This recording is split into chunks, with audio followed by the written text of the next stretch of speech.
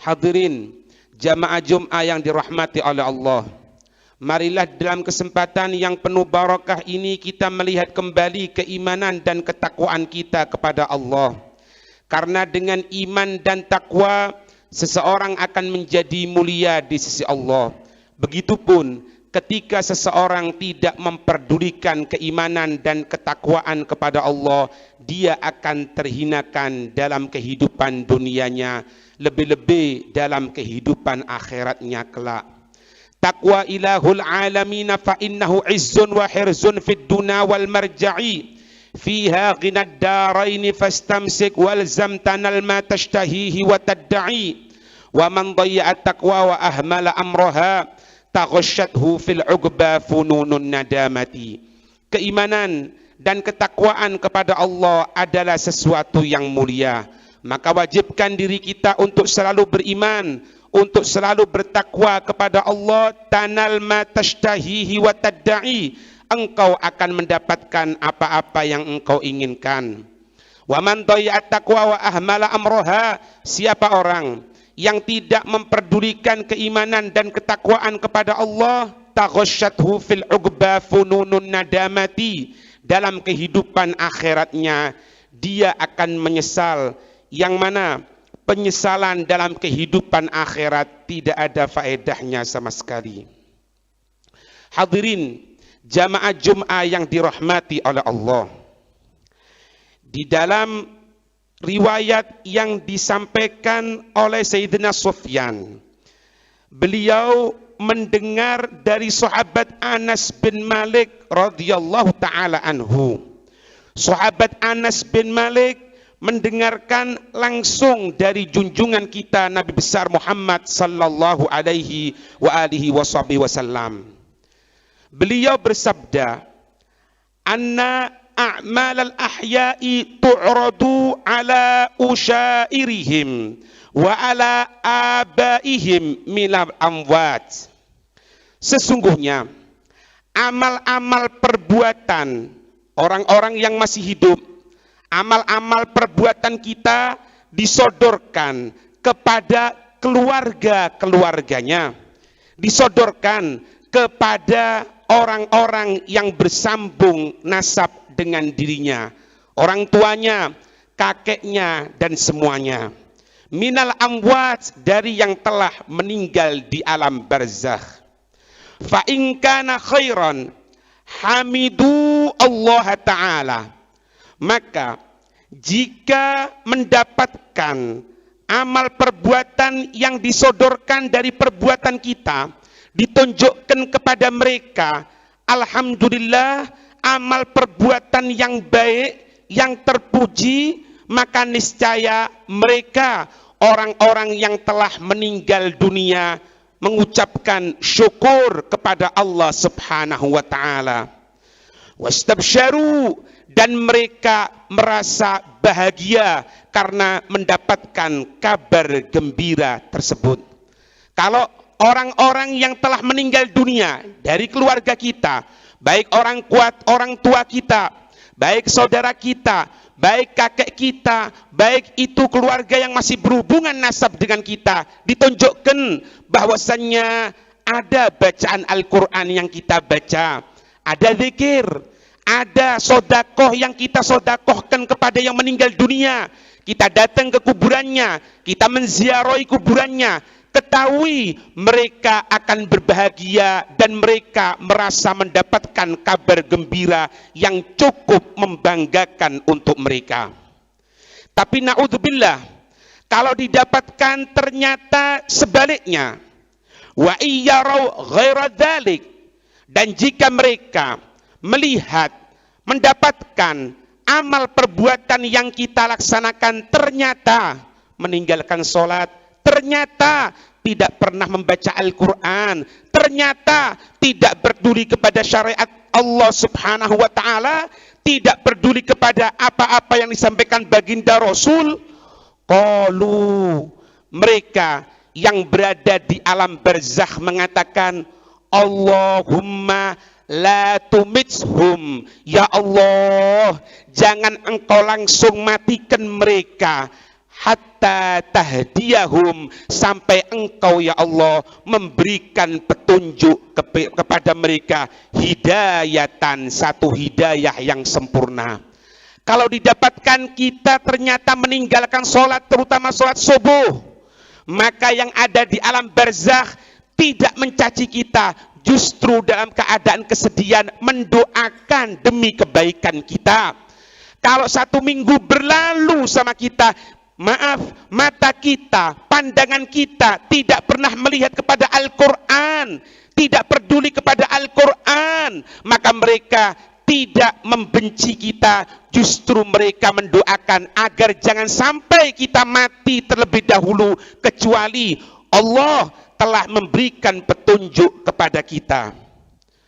Maka Nabi Shallallahu Alaihi Wasallam beliau menyatakan, yu'zil mayyita fi qabrihi kama yu'zi fi hayatih qabla ma'ida'il mayyit qabla qila ma'ida'ul mayyit qala alaihi salam innal mayyita la yadhnibu dhanban wa la yatanaza'u wa la yukhasimu ahadan wa la yu'di jaran illa annaka inna za'ta ahadan la budda ayyashtumaka wa walidaika fayu'dhiyani 'indal isaati. Nabi menyatakan bahwasannya mayit itu merasa tersiksa di alam kuburnya, merasakan satu yang tidak nikmat di alam kuburnya, merasa terganggu di alam kuburnya. Sahabat tanya, qila ma'idaul mayyit, apa ya Rasul yang bisa mengganggu kepada mayit, yang bisa membuat perasaan tidak senang kepada mayit? Nabi menyatakan, qala alaihi salatu wassalam, innal mayyita la yadhnibu dzamban. Mayit sudah tidak bisa berbuat dosa apapun. Artinya, dia merasa terganggu bukan karena dosa yang dia laksanakan. Begitupun la yatanaza'u wa la yukhasimu ahadan, tidaklah bermusuhan, tidaklah saling berbeda pendapat atas sesuatu yang lain, wa la yu'dhi jaron, dan tidaklah orang yang hidup itu mengganggu tetangganya. Jadi terganggunya mayit itu bukan karena perbuatan murni dari sang mayit, tapi katanya Nabi, ketika orang yang hidup berbeda pendapat, caci mencaci di antara yang hidup, mengganggu tetangganya, maka illa annaka, kecuali sesungguhnya engkau, inna za'ta ahadan, kalau engkau sampai bermusuhan kepada yang lain, la budda ayyashtumaka, maka orang yang bermusuhan denganmu dia akan mencaci dirimu. Kalau mayit tidak bisa, sudah. Mayit tidak bisa berbuat dosa. Mayit tidak bisa mencaci yang lain. Mayit tidak bisa bertentangan dengan yang lain. Kenapa? Di alam barzakh sudah alam pertanggungan jawab di hadapan Allah Subhanahu wa taala. Cuma katanya Nabi, kita yang masih hidup, kalau mengganggu orang lain, kalau kita berbeda pendapat dengan orang lain, kalau kita mencaci orang lain, maka tentunya orang pun akan balik mencaci kita. Orang pun akan balik menjelekkan kita. Bahkan wawalidaik. Kadang kita caci orang tua yang kita bertentangan. Kita bertentangan dengan fulan, kemudian kita caci maki.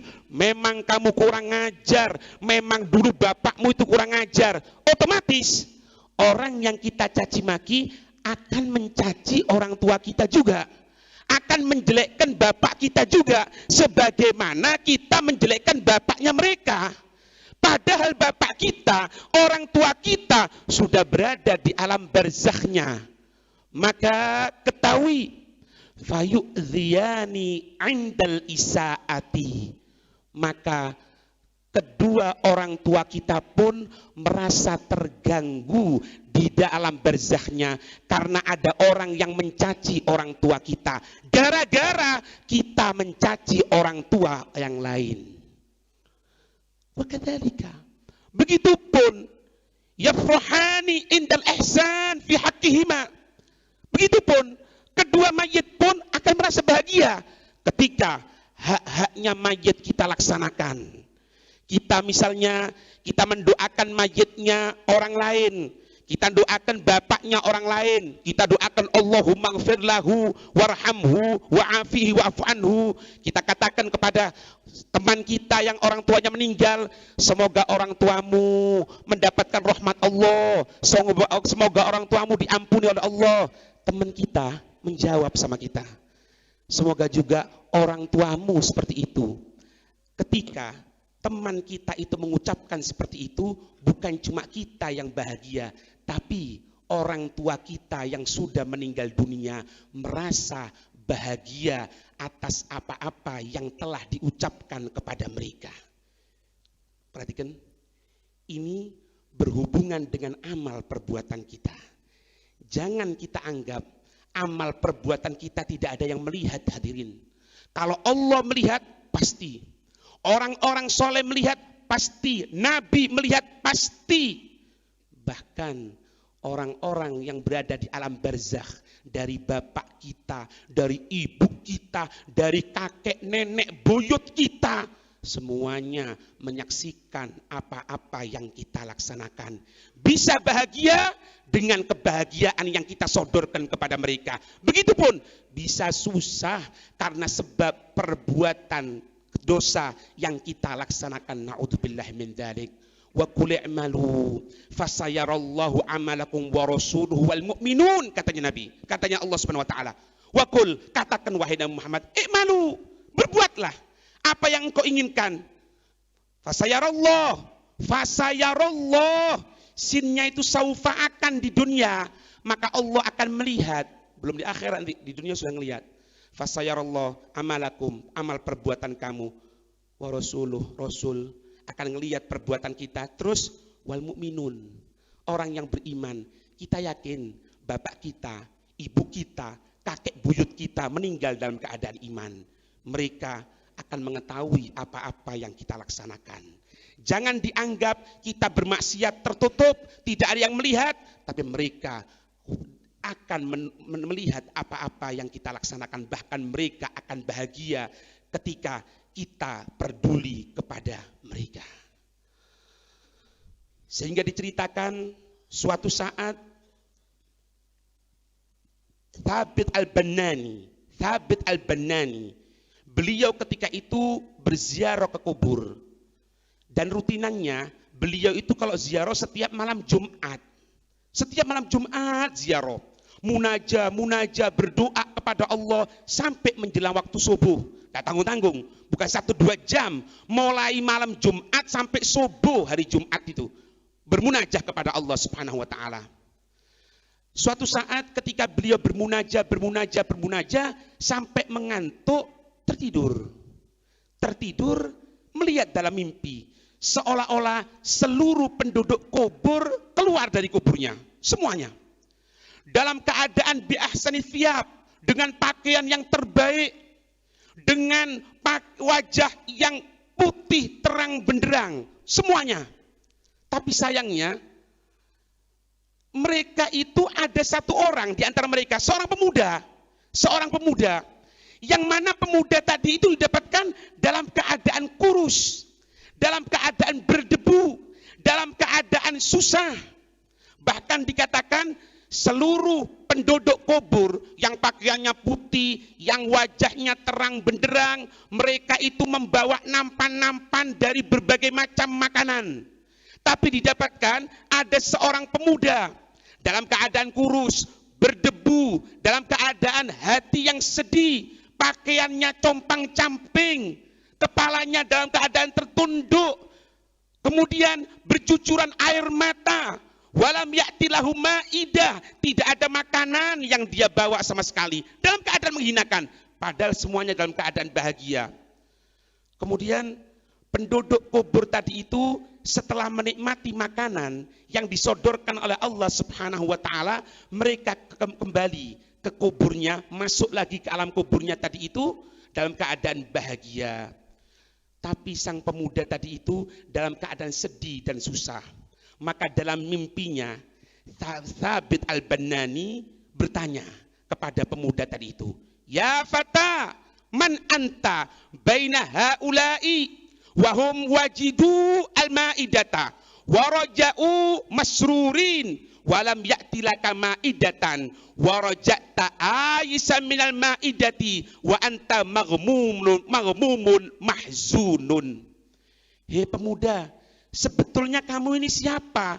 Kok seluruh penduduk kubur ini kembali dalam keadaan bahagia, dalam keadaan senang, dan diberikan makanan oleh Allah Subhanahu wa Ta'ala dengan berbagai macam makanan.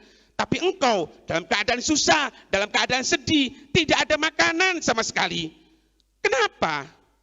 Maka sang pemuda tadi itu menjawab, ya imamal muslimin, wahai pemimpin orang Islam, inni gharibun bainahum laisa lihi dzakirun bil ihsan wad du'a. Ketahui, aku ini orang asing di sini. Dan perhatikan kalimat ini, tidak ada yang mengirimkan doa kepadaku. Tidak ada yang mengirimkan sodako untuk bersodako atas namaku di alam barzakh ini.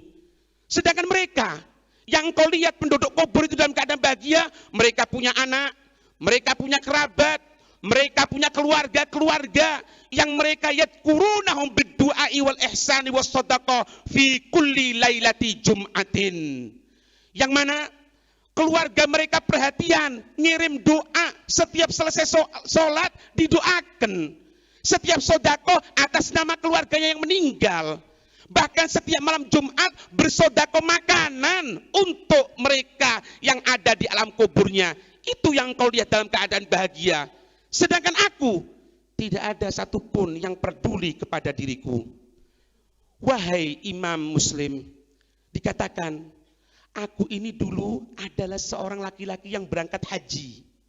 Aku bersama ibuku berangkat haji.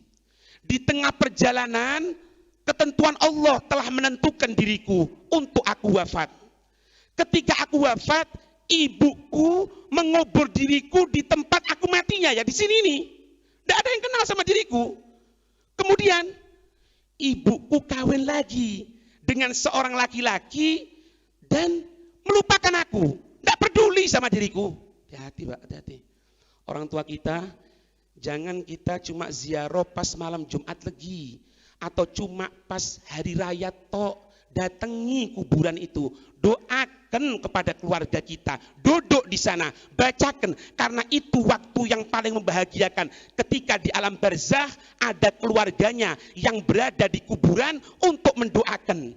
Maaf, bukan ke kuburan dengan rokoknya, bukan ke kuburan cuma membersihkan, kadang-kadang dengan menggunakan pakaian yang membuka aurat, celana pendek, kemudian pergi begitu saja. Lah, bukan itu.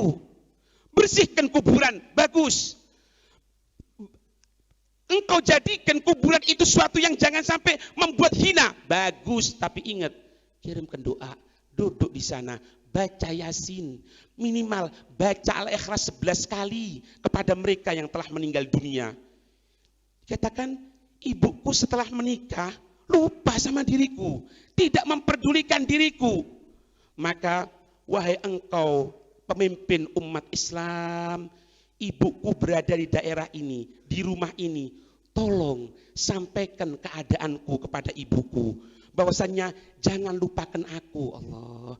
Jangan lupakan keluarga yang telah meninggal di antara kita. Kami di sini dalam keadaan kesusahan.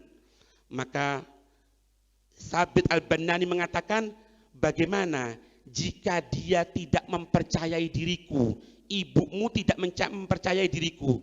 Maka sang anak mengatakan, sampaikan bahwasannya ada harta peninggalan milik bapakku disimpan di tempat ini, sampaikan itu uang peninggalan bapak, agar supaya ibuku bersodako dengan uang itu atas nama diriku. Dia pasti percaya, karena bapakku meletakkan uang itu, jangankan orang lain, ibuku saja tidak tahu. Kalau engkau mengatakan bahwasanya ada uang simpenan bapakku, maka dia akan tahu dan percaya kepada dirimu.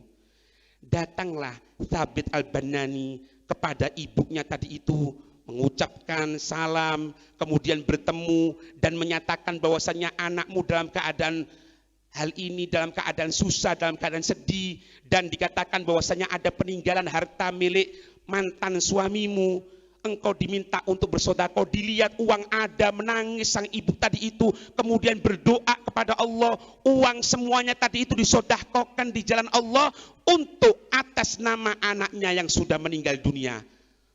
Pergilah Thabit Al-Banani, rutinannya malam Jumat berangkat lagi ke kuburan tadi itu, kemudian baca munajah, doa, tertidur lagi, melihat dalam mimpinya sang pemuda tadi itu sudah dalam keadaan pakaian yang terbaik, dalam pakaian, dalam wajah yang terang benderang, wa basyasyatul wajhi, wajahnya berseri-seri, bukan dalam keadaan sedih, wa masrurul qalbi, hatinya dalam keadaan bahagia. Sang pemuda tadi itu mengatakan, ya imamal muslimin, rahimakallahu ta'ala kama rahimtani. Hei pemimpin umat Islam, wahai Thabit Al-Banani, semoga Allah merahmati kamu sebagaimana engkau telah merahmati diriku. Fabana annahuma yu'dhiyani fil kuburi indal isaati wa yafrohani indal ihsani. Maka kesimpulannya, mayit akan terganggu dengan apa-apa kejelekan orang yang hidup yang dilaksanakan, dengan kemaksiatan kita, dengan tidak pedulinya kita kepada syariat. Tapi mayit juga akan berbahagia dengan kebahagiaan, ketaatan yang kita laksanakan kepada sang mayit tersebut. Semoga kita jadikan anak-anak sebagai keluarga yang mampu menunjukkan kebaikan kepada mereka yang telah meninggal dunia, yang mana keluarga kita semoga selalu mendapatkan kabar baik karena perbuatan yang kita laksanakan. Amin ya rabbal alamin.